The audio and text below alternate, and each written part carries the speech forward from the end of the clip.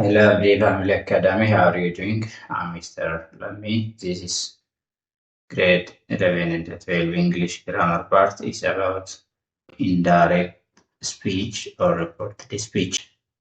So today we are going to discuss about direct speech, and we will discuss more about indirect speech, and also we are going to discuss indirect speech with different tenses, and at the end we will discuss related questions with reported speech.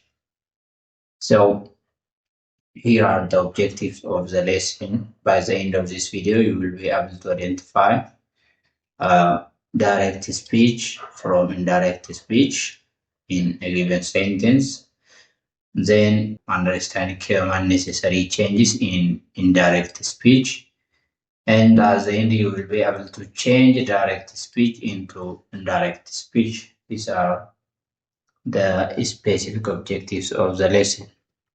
So let's start. Direct and indirect speech kan jedhu irraa haa direct and indirect speech.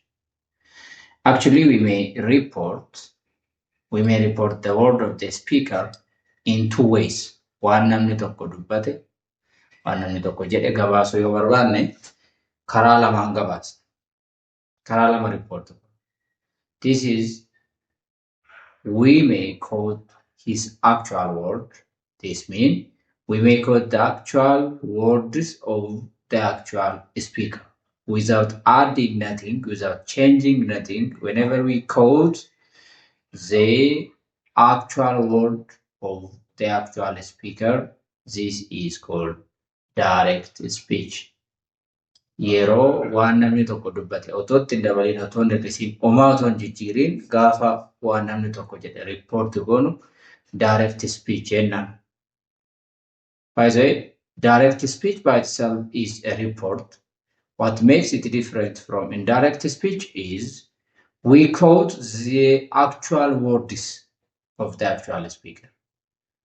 We change nothing. Kan adda isa godhu reportii ta'ee garuu actual word tense ni dubbateen, demonstrative ni dubbateen, adjectives, verbs kan inni jedheen report godhu otoo maan jijjiirin. Kan akkanaatiin direct speech jennee waamna. This is one way to report what somebody said. The next one is we may report what he or she said without quoting his exact words.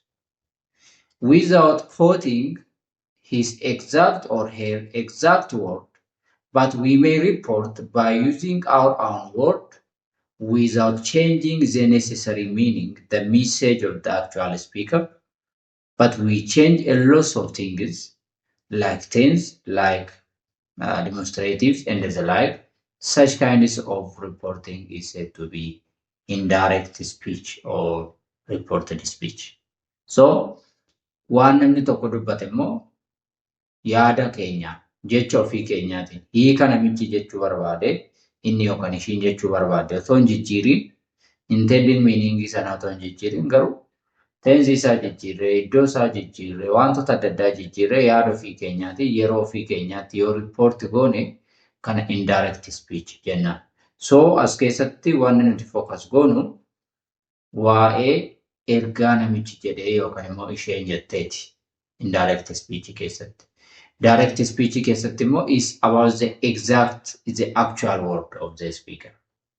Kana garaagarummaansa. Kan direct speech even jecha single word jijjiiruu hin dandeenyu, itti dabaluuf irraa hir'isuu hin dandeenyu.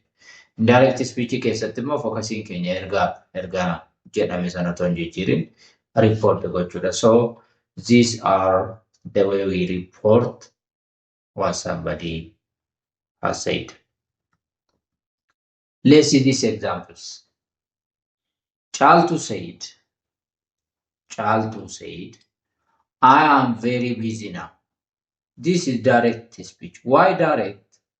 The word that we put in quotation mark is not our actual words, but is the actual word of the actual speaker, which means these words are said by Chaltu.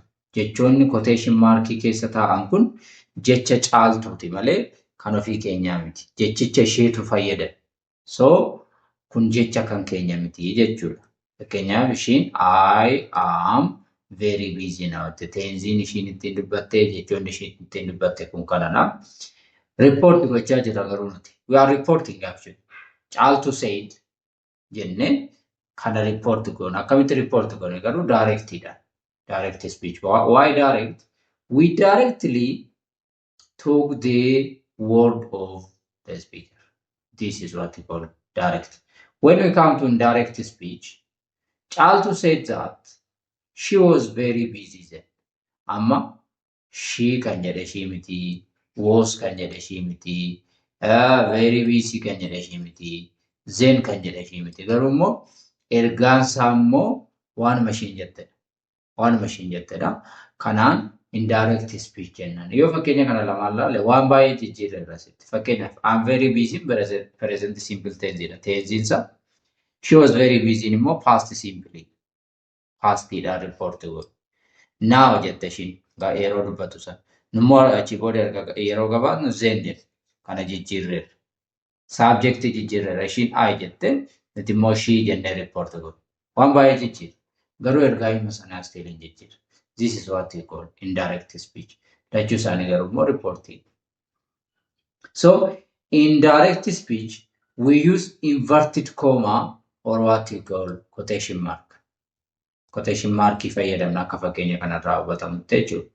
Asiinis quotation markii, asiinis dhufnee quotation markii goona, quote goona waan ta'eef, kallattiidhaan jecha namaa fudhanna waan ta'eef jechuudha.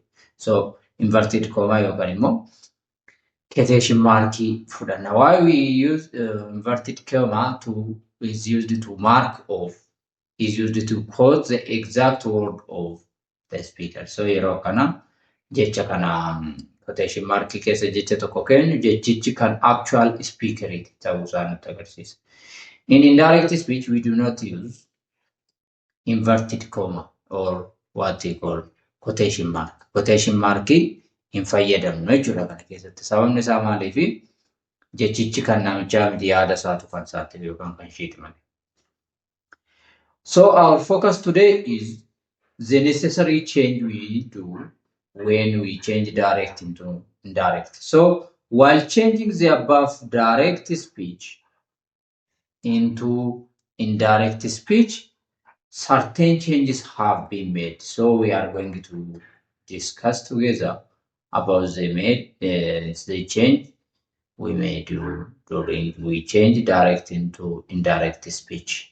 Waan baay'ee waan jijjiirra. Maaliif waan baay'ee jijjiirra? Tokkoffaa tenziin nuti ittiin dhageenyee fi tenziin ittiin nuti report goonu tokko miti. Yeroon nuti dhageenyee fi yeroon nuti himnu tokko miti. Ifi daqiiqaa yoo garaagarummaa qabaachuu danda'u. Garaagarummaa daqiiqaa yoo qabaate immoo change gochuu barbaachisa. Lammaffaa iddoon itti nuti dhageenye. Fakkeenyaaf nama tokko faana taasifnu asitti yoo nutti hime irraa sin'ee gaafa iddoo sana jijjiirree report goonu achittiin sababa kanaaf jijjiirra. So maal fa'aa jijjiirraa isa let's see together.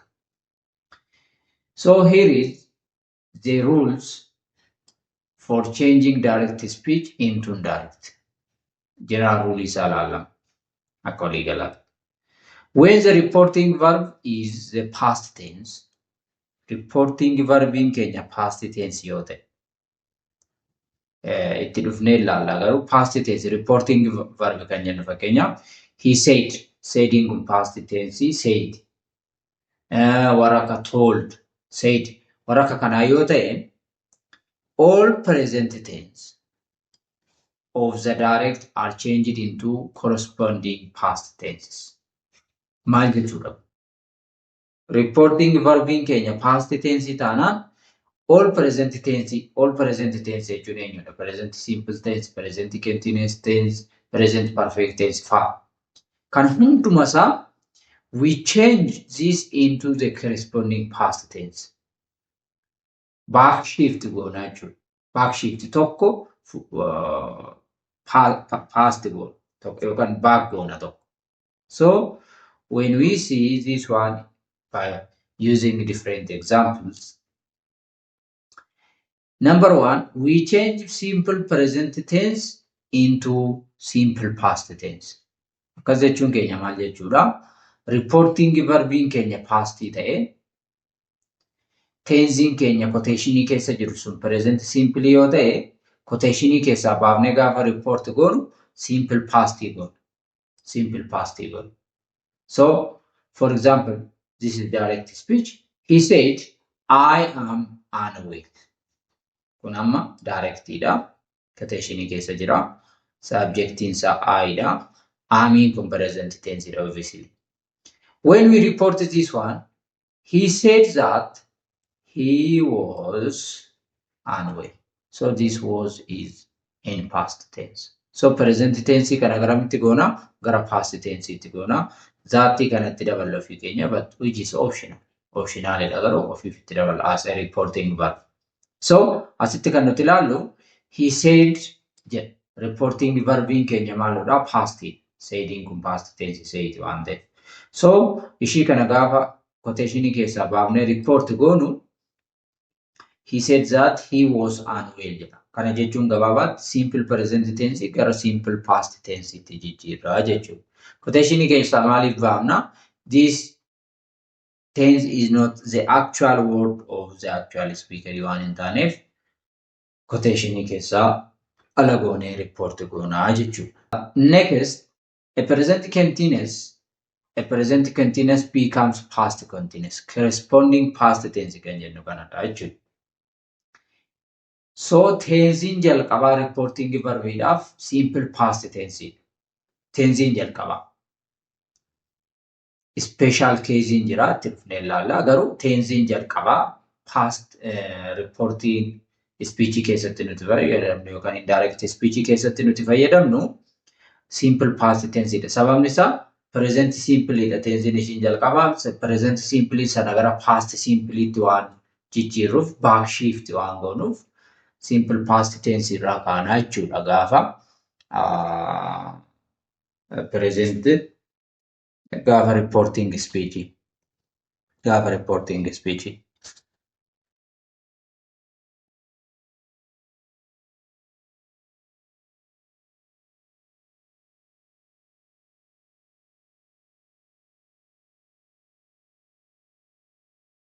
Okay.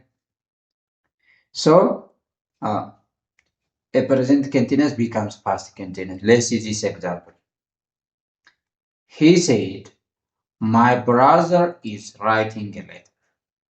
This is present simple tense. So when we change this one into indirect, he said that this that is optional. His brother was writing a letter. So this is past continuous tense. So present continuous tense gara kamitti jijjiirra? Gara past continuous tense jijjiirree report goonaa jechuudha. A present perfect becomes past perfect. For example, he said, I have passed the examination. This is direct speech. So the indirect form of this sentence is what? He said that he had passed the examination. He had passed the examination is past perfect tense. So present perfect tense gara past perfect tense iti report goonaa jechuudha. Now, the shall of future tense is changed into should. The will of future tense is changed into would or should. Optional dha yeroo baay'ee garuu commonly would itti jijjiirra will kana. So future tense keessatti maal goona jechuudha? Auxiliary verb sana jijjiirra jechuudha. Shall or will obviously subject plus shall or will fayyadamna. Future tense keessatti especially yoo subjectiin I fi we ta'e shall fayyadamna future tense keessatti which is obvious. So maal goona jechuudha? Will sana gara wooditti report goona. Shall sana immoo gara should'itti report goona jechuudha. Future tense keessatti necessary wanti nuti goonu kana. So as a rule, the simple past in the direct becomes the past perfect. Simple past in immo amaga gara past tense itti yoo darbinu simple past immo gara past perfect ittiin report godhu. For example, this one is direct speech. He said, the horse died in the night. So this is simple past. So the indirect form of this sentence is what? He said that the horse had died. This is past perfect tense. Past perfect tense. So nu gaafa report goonu simple past gara past perfect itti report goona jechuudha. Akkas jechuun subject plus verbiitu yoo ta'e quotationii keessa ni jiru. Quotationii keessaa baafnee gaafa report verbiitti daballu had plus subject plus had plus verbi siriidhaan report goona. Kun past perfect tenseedha jechuudha. Egaa jalqaba irratti maal jenneerraa? Tensiin nuti irraa jalqabnu simple past tenseedha. Sababni isaa present tense gara past tenseetti jijjiirra waan ta'eef indirect speech keessatti. Garuu there is a special case which informs us to use present simple tense in indirect speech.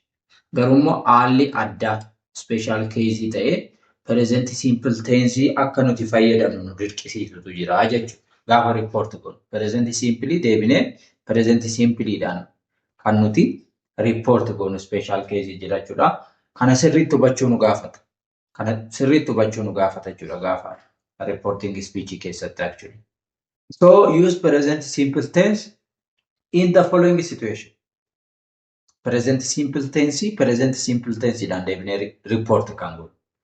Number 1, when the reported speech expresses general truths or scientific facts. Kana yeroo kana maaltu nu dirqisiisa yoo jenne intended meaning ergaa nuti dabarsuu barbaanne kan hima sanaatu nu dirqisiisa. Pastiidhaan report yoo goone intended meaning keenyatu bada. Intended meaning keenyatu nun dhufe waan nuti jechuu barbaannetti.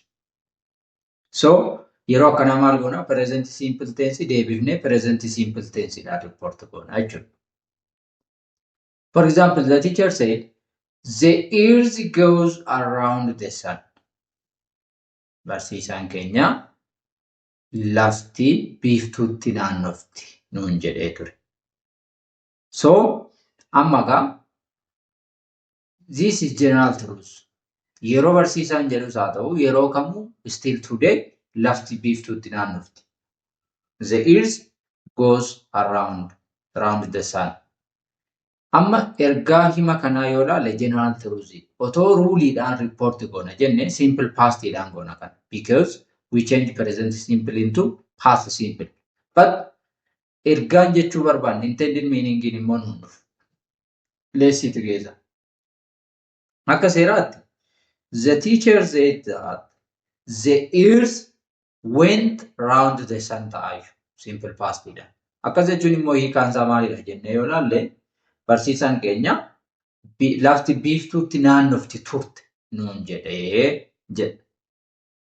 Maaliif simple past tense is used to talk about past action which is totally completed in the past time. Waa yeroo darbe ta'ee xumurame simple past itti fayyadamna. Hiikuma usageidhuma simple past tense yoo ilaalu. Kun immoo hin xumurame ta'uu taane still today the earth goes round the sun. Har'as lafti yookaan dacheen biiftuudhumatti naannofti. So otoo simple pastiidhaan report goone kana naannoftee xumurteetti jechuu ta'a. Intended meaning isaa. So hin deemu hiikkaan isaa waan ta'eef dirqama maal goona reporting verbiitti daballeetu present simpleedhaan report gochuutu irra naturally is logical. The teacher said that or the teacher said the earth goes round the sun. Reported speech yookaan indirect ta'uu isaa maaltu nutti agarsiisa? Quotationii keessaa baasne. Quotationii keessa hin jiru. The earth goes around the sun kan jedhu actual wordii kan teacher yoo ta'e quotationii keessaa baafne irraa jechuudha. So indirect speech ta'uun isaa ni hubatama. The next example. The sun rises in the east. She says that the sun rises in the east. Biiftuun karaa bahaa baati nun jette.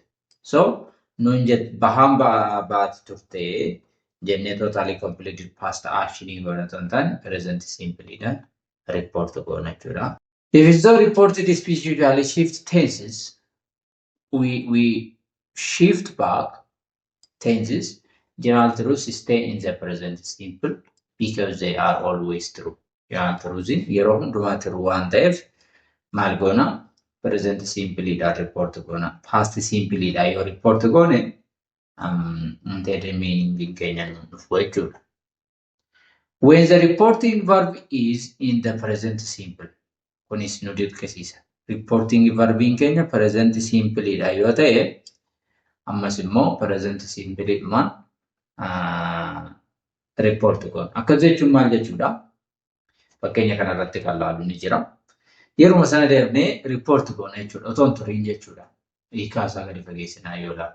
If the reporting verb is like say, tell, ask, explain, and extra, in the present simple, the reported clause does not backshift. He says, I like classical music.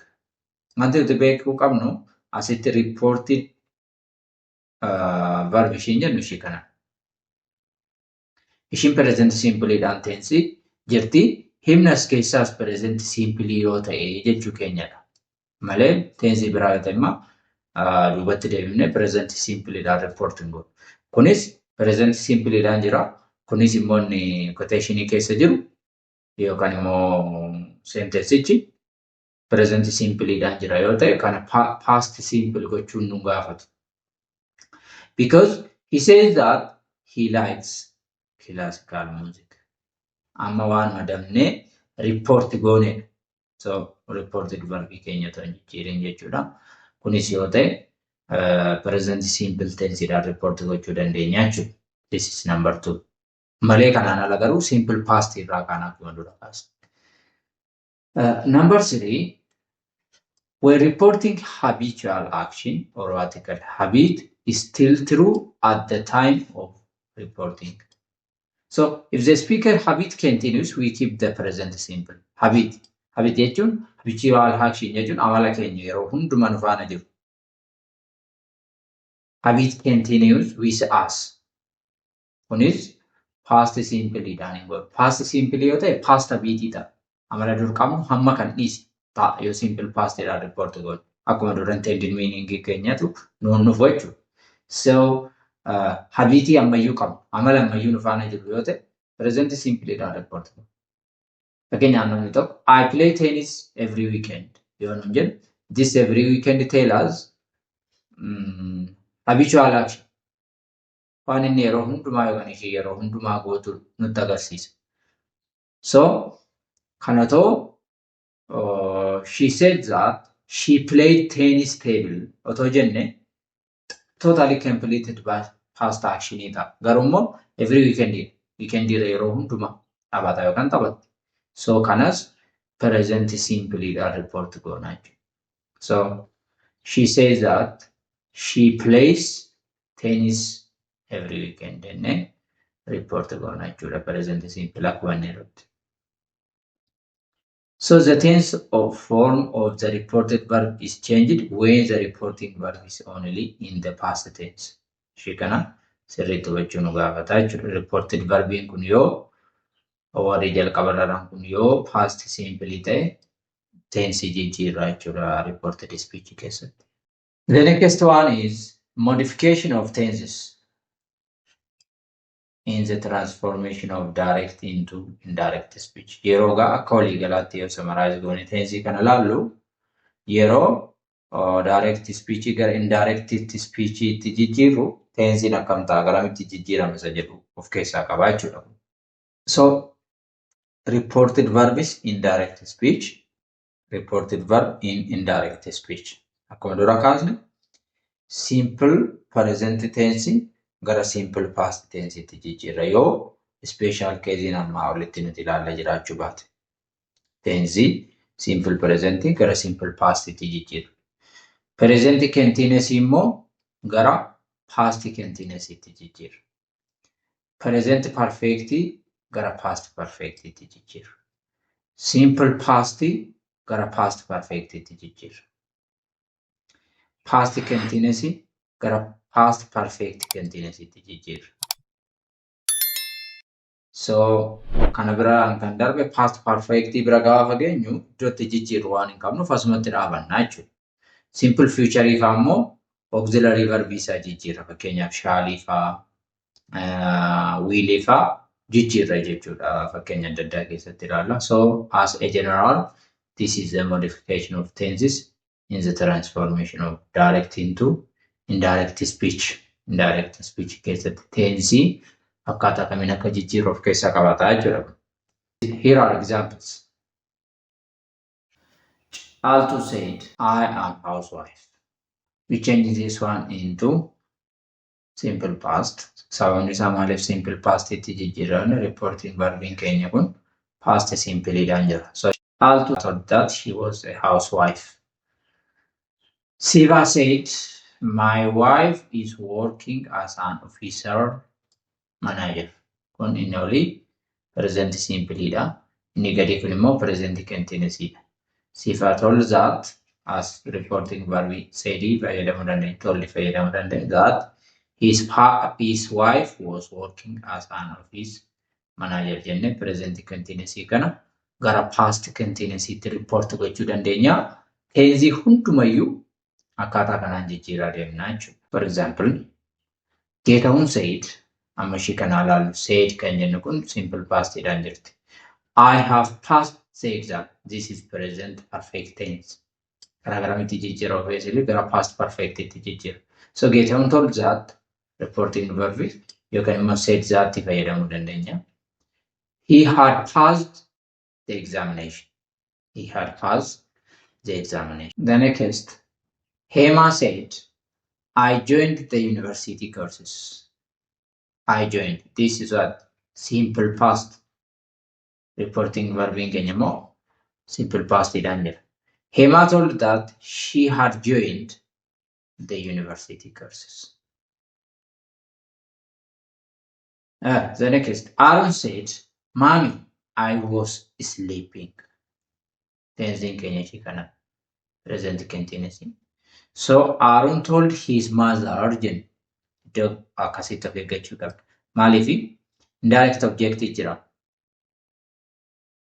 Ishiin maamiitu kun. So Aaron told his mother that he had been sleeping. He had been sleeping enne report goonaa jechuudha kan. So modal auxiliary verb changes as a general. Willy gara woodiitti jijjiirra. Kaanii gara kuudiitti jijjiirra. May gara maayitiitti jijjiirra. Shaalii gara woodiitti jijjiirree report goona gaafa report goona. Modal auxiliary verb changes. Auxiliary verb keessumattuu warra akka future tense fa'aa keessatti. For example, direct speech. Direct speech. Altu said, we shall come here. We shall come here. Altu told that they would come here. Jenne report goona jechuudha. Shaalii kana gara would it report goona jechuudha. The next one is modification of adverbals and demonstratives. Demonstrative in jira, adverbal in jira.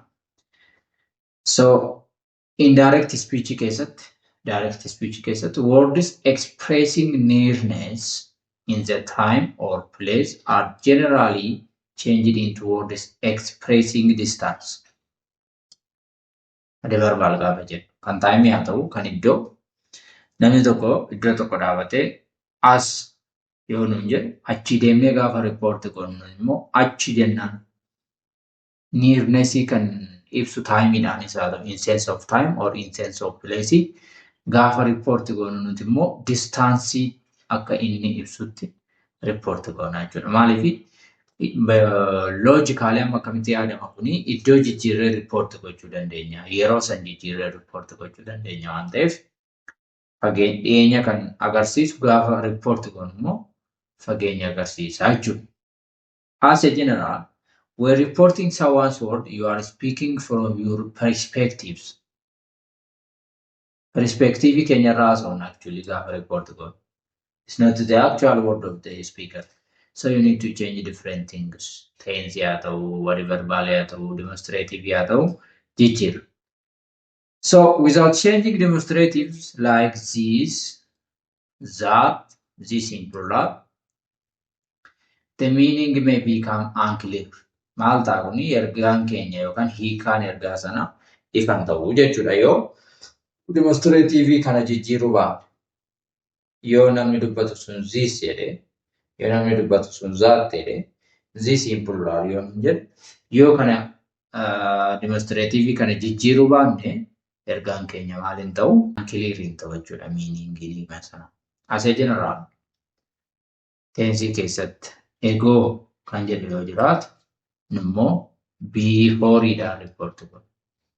Namni dubbatu tokko here yoo jedhu as yoo jedhu gaafa riippoorti godhu iddoo sana change gochuu dandeenya. There jennee riippoorti godhu.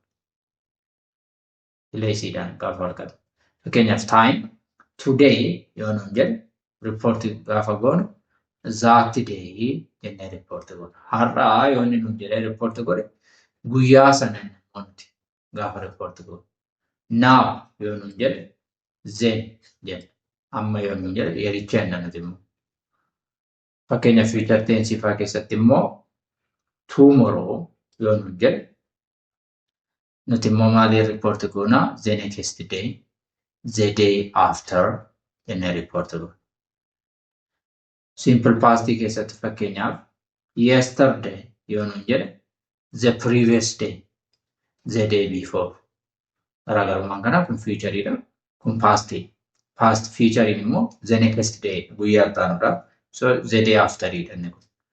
Simple past immoo the previous day guyyoota darban yookaan immoo the day before. Thus yoo kan jedhu jiraate direct speech keessa sootti jijjiirran direct speech keessatti.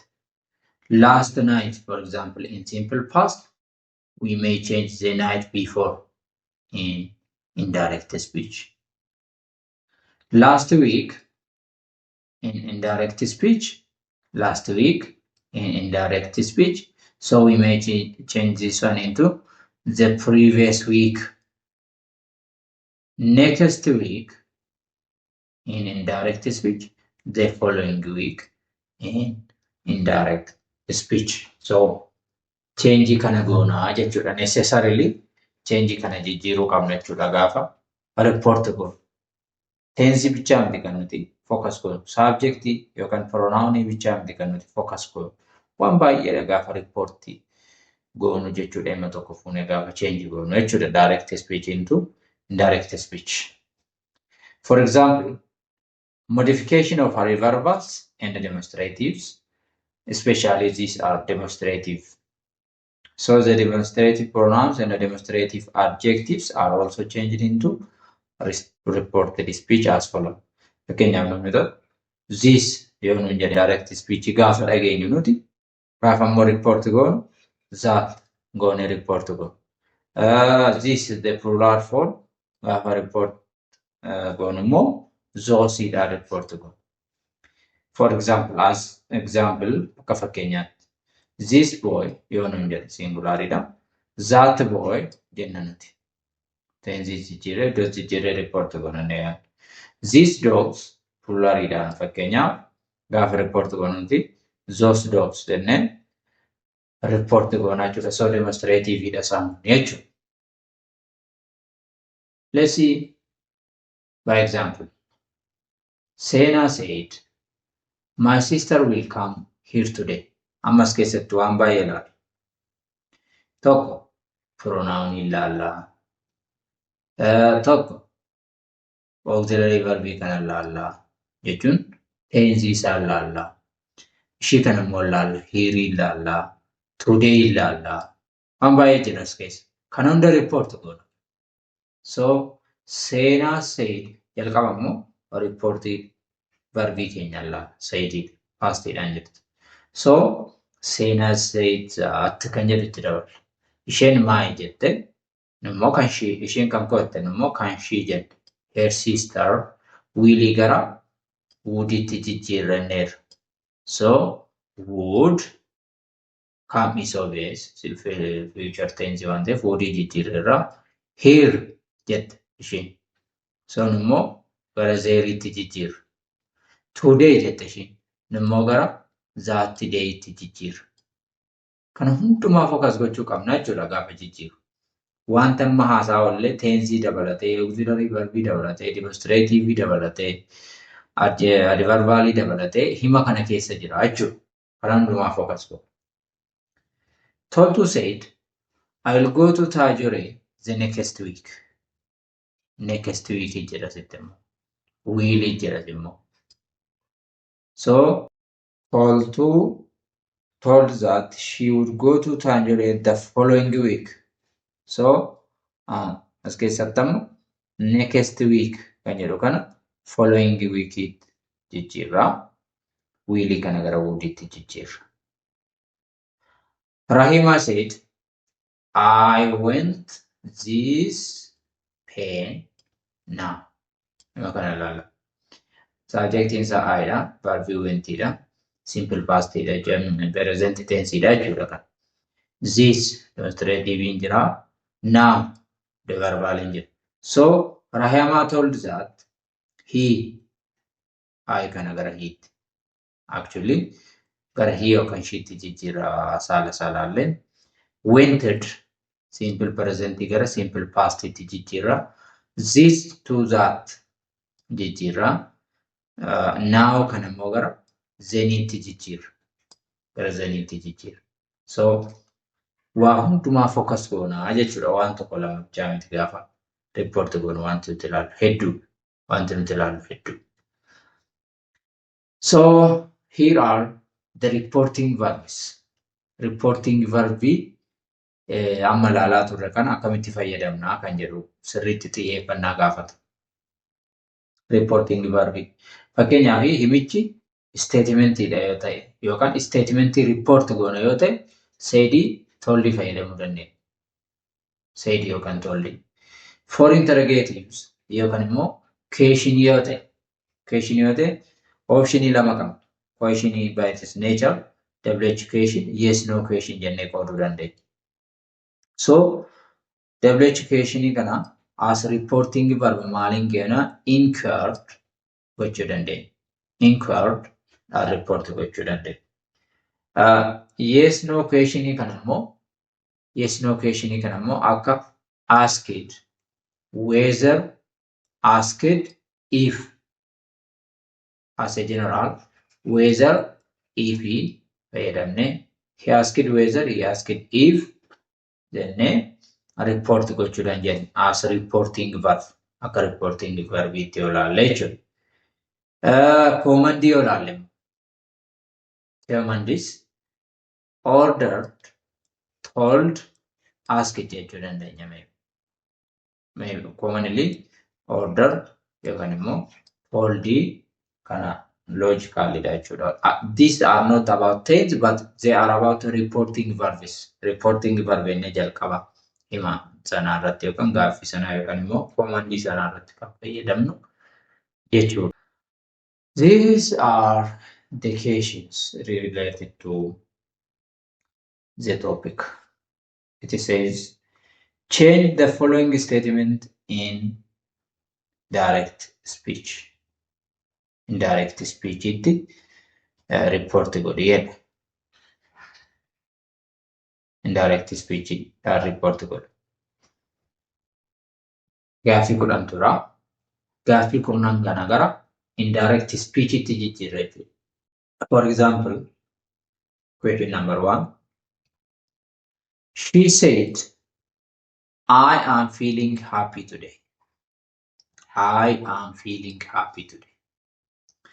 Question number 2. He said, we are going to visit the museum. Question number 3. They said, we have completed the project.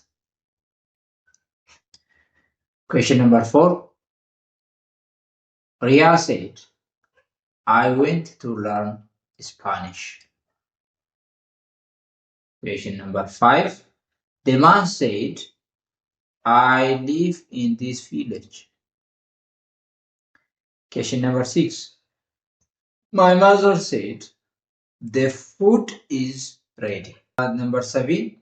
The boy said, I didn't break the vase. Number 8. They said, I saw him at the station. And number 9.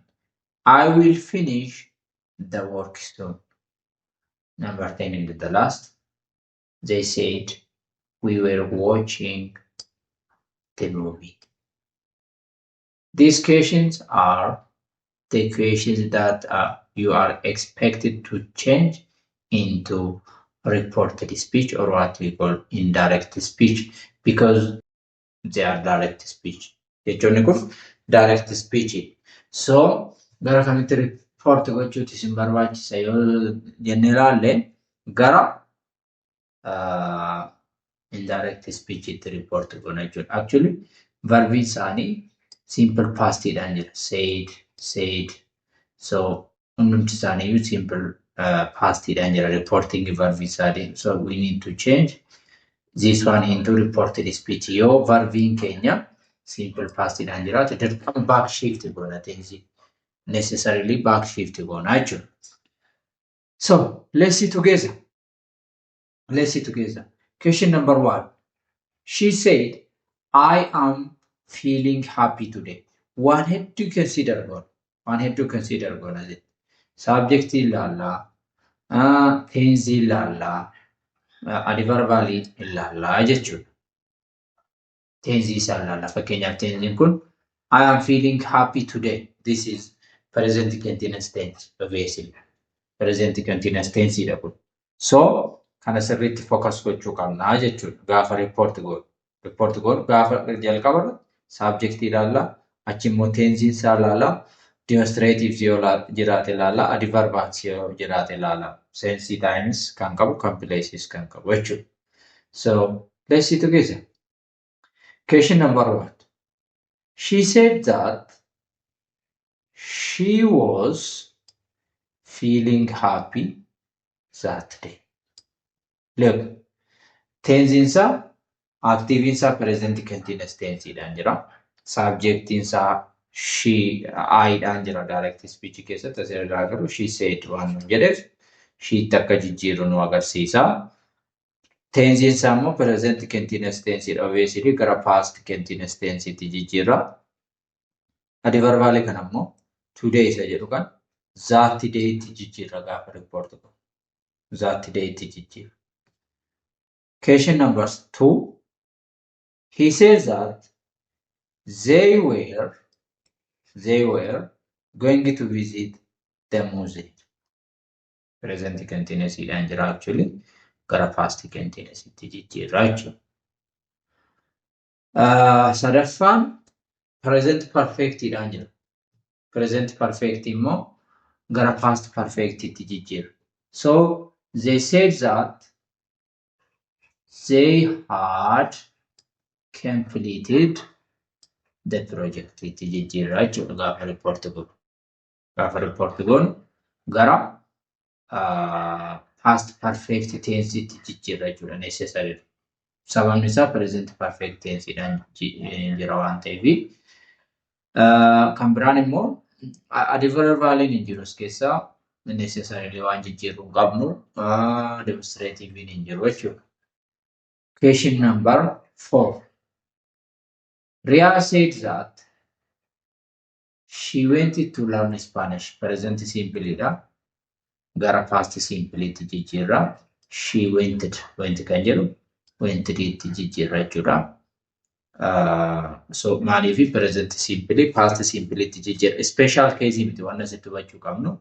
Ishiin kun past dhaan jirti waan ta'eef reporting verb keenya past dhaan waan jirtuuf. Number 5. The man said he lived in that village. He lived in that village. Can I go for report to go? Gara simple past tense itti jijjiirraa jechuudha. Sababni isaa the man said I live in this village waan jedhu present simple gara past simple jijjiirree report goona jechuudha. Kunis immoo special case nuti dura jenne ta'uu danda'u. Maaltu kana nu dirqisiisa yoo jenne ishiin kun asitti simple pastidha waan taateef. Question number 6. My mother said that the food was ready. My mother said the food is ready.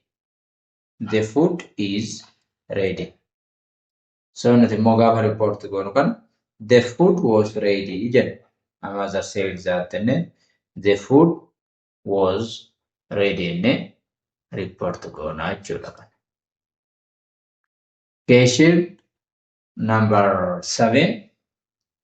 The boy said that he hadn't broken the vase. He hadn't broken the vase because the question is the boy said I didn't. Asirratti waan hubachuu qabnu tense gaafa haasofnu tense hundumtuu negative question positive qaba. So necessarily present tense gara past tense itti jijjiirra gaafa jennu question isaas negative isaas gara simple past itti jijjiirra positive isaas akkanuma jechuudha. Fakkeenyi gaaffii torbaffaa kana nutti agarsiisa. Akkas jechuun I didn't break the vase. Kun negative form of simple past because subject plus didn't plus verb 1 waan ta'eef. Nutis kana immoo gaafa report goonu necessarily backshift goone tense negative one report goona. Akka jechuun simple past negative isaa gara past perfect negative itti jijjiirra jechuudha. Akka jechuun the boy said that he hadn't broken. He hadn't broken is the negative form of past perfect tense. Subject plus had plus not plus verb 3 waan ta'eef jechuudha. Akkasitti necessarily negative isaas jijjiirra jechuudha. Kan tense hundumaa necessarily gara negative isaatti jijjiirra. Question number 8 is about she said I saw him at the station. Kun amma simple past akka jechuun subject plus verb 2 waan ta'eef simple past. Kana gaafa report goonu the indirect speech keessatti she said that she had seen. She had seen. Past simply gara past perfect tense itti jijjiirra. Gara past perfect tense itti jijjiirree report goona jechuudha. Question number 9. The question is he said I will finish the work soon. This is simple future. Subject plus will plus verb 1. Kana gaafa report goon he said that he would finish the work soon. So will kana gara would itti jijjiirree report goona jechuudha. Number 10. They said that they had been watching a movie. They said they were watching a movie. Akkas jechuun past continuous tense. Past continuous tense. Kana gara kamitti report goona yoo jenne they said that they had been past perfect continuous itti jijjiirra jechuudha. They had been watching a movie itti jijjiirra jechuudha.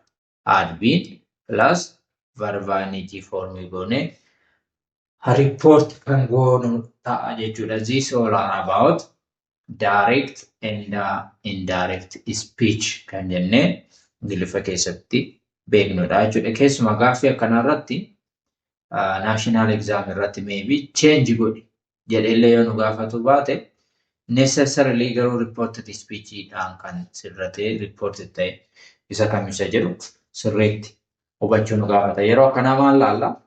Waan hedduu laallaa jechuudha. Akka gaaffii tokkoffaa kanarraa fakkeenyaaf subject ilaalla, auxiliary verb ilaalla, tense ilaalla, adverbal ilaalla, demonstrative ilaalla. Kana hundumaa report goona jechuudha. Kana hundumaa report goona waan ta'eef akkasittiin kan ilaalamu ta'a. These all are about direct and indirect speech. Have a good time. This is Abdi Academy. Learn is mine and shine bright. Thank you very much.